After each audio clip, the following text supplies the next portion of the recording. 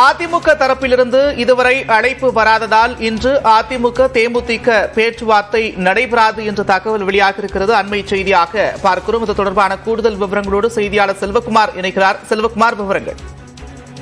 அதிமுகவுடன் தேமுதிக 2 கட்ட பேச்சுவார்த்தைகளை நடத்தி முடித்திருக்கக்கூடிய சூழ்நிலையில் இன்று 3ஆம் கட்ட பேச்சுவார்த்தை மாலை 5 மணிக்கு நடைபெறும் என்று காலையிலேயே தெரிய வந்தது.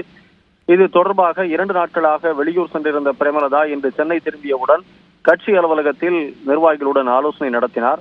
இந்த சூழலில் இன்று பேச்சுவார்த்தை நடைபெறுவதற்கான வாய்ப்பு இல்லை என்று தெரிய வந்திருக்கிறது. இதன் காரணம் என்னவென்றால் அதிமுக தரப்பில் இருந்து இதுவரை அழைப்பு விடுக்கப்படவில்லை, நேரம் ஒதுக்கப்படவில்லை. எனவே 3ஆம் கட்ட பேச்சுவார்த்தை எப்போது முடிவுக்கு வரும் என்ற கேள்வி எழுந்திருக்கிறது.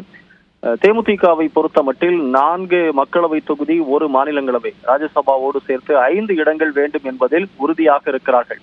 ஆனால் அதிமுக ராஜ்யசபா கொடுப்பதற்கு இன்னமும் ஒரு முழு சம்மதம் தெரிவிக்கவில்லை. ராஜ்யசபாவுக்கு பதிலாக 4 மக்களவைக்கு பதில் 6 மக்களவை தொகுதி கூடுதலாக 2 இடங்களை தருகிறோம் என்று சொல்லி வருகிறார்கள். ஆனால் ராஜ்யசபா என்பதில் பிரேமலதா உறுதியாக இருப்பதன் காரணமாக அதிமுக அமைதி காத்து வருகிறது. இந்த சூழலில் எத்தனை இடங்களை இவர்கள் தரப்போகிறார்கள் என்று ஒரு தேமுதிக ஆழம் பார்த்து காத்திருக்கக்கூடிய சூழலுக்கு தற்போது இருந்து கொண்டிருக்கிறது.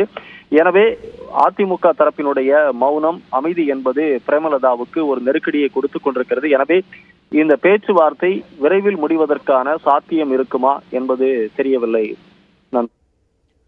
நன்றி செல்வகுமார், விரிவான விவரங்களுக்கு.